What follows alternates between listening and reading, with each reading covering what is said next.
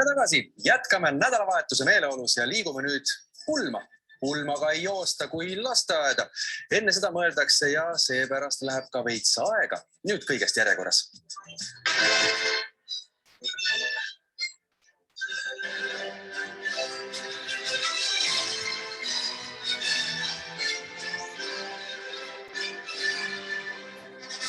Täna väga eriline päev, sellepärast, et täna mul õnnestub esimest korda tantsida Eesti pulmas. Ameerikast Eestisse elama asunud Kersti aga üllatab meid uue pulmakombega. Ta võiks ju enne pulma söömata olla, aga ei, ta siiski sööb midagi. Ma ei saa midagi väga rasket süüa, sest ma pean sööma midagi sellist, mis nagu paari tunniga ennast nagu ära seedib. Smuti on kergesti seeditav toit ja ta annab mulle kogu selle süsivesikute, eks ole, sellise koguse nagu annab mulle kätte, mida mul siis parajasti vaja on selle energia tootmiseks. Kes vamärk kui valge käib ringi kapp.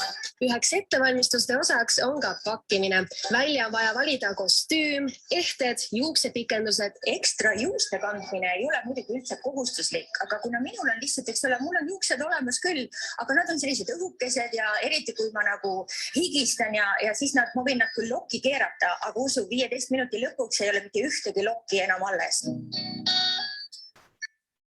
Kui palju aga maksavad ehted? Just nimelt ta näeb välja, nagu need on hästi kallid, aga nad ei ole ka üliodavad. Ütleme niimoodi, et selline paar kõrvarõngaid võib ikkagi olla kuskil $40 või kuskil niimoodi. Ja muidu me peaksime hakkama endaga teada ihukaitsjad kaasa võtma, mida ka inimesed võib-olla ei tea. Et näiteks mul on siin taga, ütleme, näed, mul on mitu versiooni sellest, et kus kohas mul on nagu trukid. Näed, üks trukk on siin, üks trukk on siin ja see on nii-öelda see turvatrukk, sellepärast, et me ei saa riskida kunagi sellega, et tantsu käigus meil võib kostüüm seljast ära kukkuda või siit tagant lahti tulla, eks ole. Stopp! Nüüd peab küll loosse korraks mees sekkuma. Ma saan aru küll, et moodsal ajal süüakse smutit ja enne pulmaminekut pole üldse mõtet palju süüa. Mõistlik. Aga miks on tähtis, et rinnahoidjal peab olema turvatrukk ja miks peab rinnahoidja nii värvikas olema? Pulmas saab ju tantsida ka ilma rinnahoidjat näitamata. Mis värk selle pulmaga seekord siis on? Las Vegases taas kodumaale jõudnud artist nimega Amira, araabia keeles printsess, teenib leiba mitmel alal. Üks neist on idamaine liikumine, mis paneb nii puusaar nõksuma ja kõhu lainetama. Tore, eksind Eesti põnevuse tekitamiseks vigurit.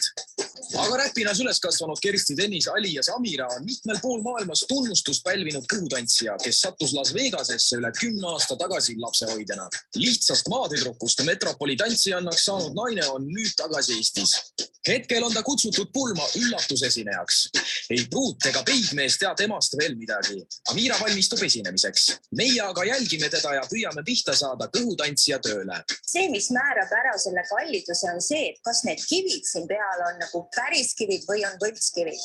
Äge on see, et tegelikult isegi võltskivid tänapäeval on nii kihtid, et näiteks need on ka, vaata, nad näevad kallid välja, aga nad on tegelikult sellised plastmassist. Minu kõige kallim kostüüm on olnud $1000 ja sellel olid tõesti Swarovskid küljes, aga selle ma jõudsin ära müüa enne, kui ma Las Vegasest kolisin, sest meil on ka mõningad kostüümid on need, mis elavad meiega nagu hästi kaua, aga usu või mitte, see $1000 kostüüm ei olnudki minu jaoks kõige mugavam.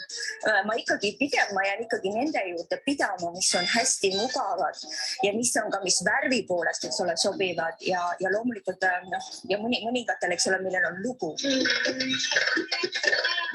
Nagu muusikutel ja kunstnikel on oma tähendusrikkad instrumendid, leidub ka Amira kapis üks sentimentaalse väärtusega rüü. See kuulus ühele kõhutantsijale Las Vegases, see oli juba siis, kui mina sinna läksin, aasta oli 2000, kui mina selle kostüümi endale ostsin ja see kõhutantsija oli surnud vähki paar aastat enne ja tema tahtis, et tema kostüümid tantsiksid edasi. Mulle nagu see lugu läks nii õudselt hinge ja ma tahtsin olla see, kes nagu esindab seda, sest ma olin alles algaja, ma olin beebitantsija nii-öelda ja mulle väga meeldis see, et ma saan kellegi hingust nagu edasi kanda.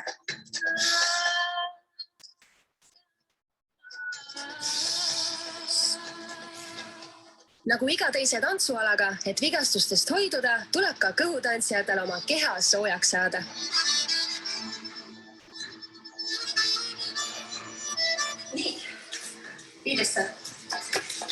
Muidugi muusika. Kuidas küll kõhutantsijad ilma selleta saaks? Ei piisa ainult sellest, et võtad suvalise loo, kuuled seda esimest korda ning lähed lavale. Sa peaks oma muusikat ikkagi tundma, et see sinu kehas paremini väljenduks, eks ju. Et see on nagu, võtate, et keha on nagu lõuend, mis joonistab seda muusikat üles. Ja muidugi araablastele esinemine araabia muusikaga on hoopis midagi muud. Sa paned mingi loo peale, nad hakkavad kaasa laulma, sa näed, et neil suud käivad kaasa, eks ju. Pärast on araabia keeles ka. Kuid ette me siis tantsime. Ja kõik on üleval.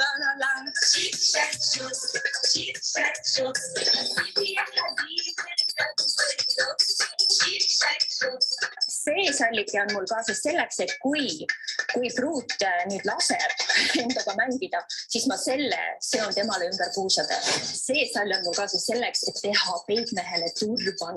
Ja nemad seda praegu ei tea. Ma lihtsalt loodangi, et nad on ennast kas juba selleks kellaajaks lõdvaks lasknud ja paar trinki sisse joonud, et nad on loodetavasti tulevad selle mänguga kaasa. Et ma nagu põhimõtteliselt lähen.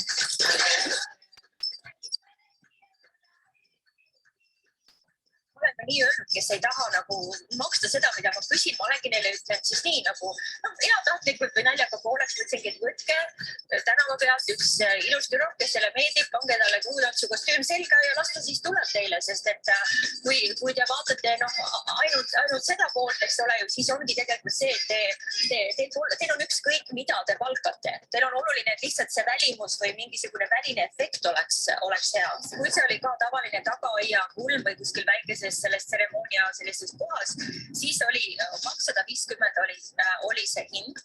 Aga Ameerikas on teate see tore asi, et Ameerikas on väga välja kujunenud juhtrahasüsteem, eks ju. Ja mulle alati pandi rohkem. Et kui ma ütlesin 250, siis mulle anti, eks ole, kas $40 visati peale. Ja muidugi ma tegin ka juhtrahasid tantsides, kui on araabia kulm. Ja nemad, eks ole, toppisid mulle ka loomulikult raha, eks ole, vöö vahele. Ja endiselt see on olnud rekord, et ma ei ole seda rekordit senimaani purustanud, aga ühes Kreeka peol esinedes mul on olnud vöö vahel korraga $161, on ju, et ma sellega nagu teenin tavaliselt ka juurde.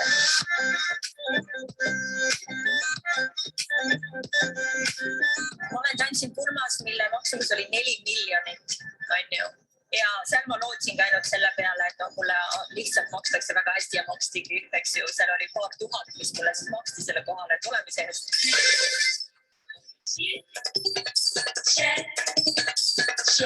Kõhutantsu kohta levib mitmeid müüte. Arvatakse, et see on striptiisilik ning väga erootiline tants. Kahte asja nagu ei tohiks omavahel ära segada. Ühel on üks põhjus, et tal ongi erootiline eesmärk, eks ole, striptiisil. Kõhutantsu ka, kuigi ta võib olla erootilise alatooniga. Meil on teatud piirid, millest me mitte kunagi üle ei astu. Miks selline tagamaa on, eks ju? Üks asi võib kindlasti olla see, et kuna kõhutantsijad on nii-öelda poolpaljad, eks ju. Ja olgem ausad, see tants on väga sensuaalne. Vaata, siin on sõnade valik, kuidas me kasutame. Me ei kasuta erootiline tants või seksuaalne tants, me kasutame sensuaalne tants. Tegelikult kõhutants on välja tulnud sünnitusrituaalidest. Mõte oli selles, et kui sünnitaja käis sünnitustegevus, eks ole, siis teised naised tema ümber, eks ole, kes olid rohkem kogenud ja kes teda nagu aitasid ja toetasid ja nemad tegid selliseid liigutusi, lainetavaid liigutusi, mis aitavad sellel lapsel nagu siia ilma tulla. Amira jõuab pulmamajja. Teda kutsunud ämm ootab mõisatrepil. Sina oledki musta kleidiga trepi otsas praegu telefoni. Jaa. Nüüd tuleb salaja majja hiilida, et üllatus oleks lõpuni üllatus. Enne esinemist on vaja end ikka lava jaoks valmis seada. Silmad särama, huuled läikima, jalgadele sukkpükste joonistamine, juuksepikenduste läbikammimine ja nende pähe panemine. Kas kõhutants on pigem küpsemate ja vormikate naiste ala? Aga ei ole otsest reeglit, et sa pead, et kui sa nii kõhn oled, siis sa üldse ei sobi. Lihtsalt ütleme, et kõik need vormid ja kumerused tulevad siin tantsus täiesti boonuseks. Enne üllatust mõned proovid. ja lavale minek.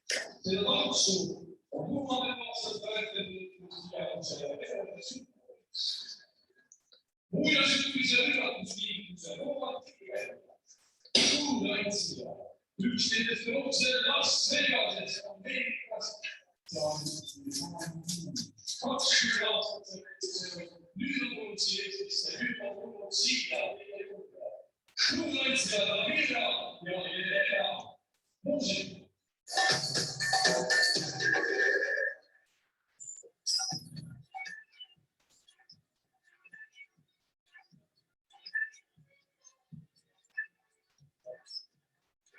Bravo, Amira.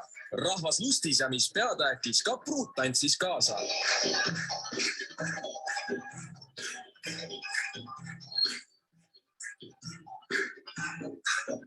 Ja näete, siin liigutab end sensuaalselt kaasa juba ka peigimees, kellel on peas meie loo keskel nähtud turbaniks seotud sall. Vägev, ilus pulm ja palju toredaid inimesi.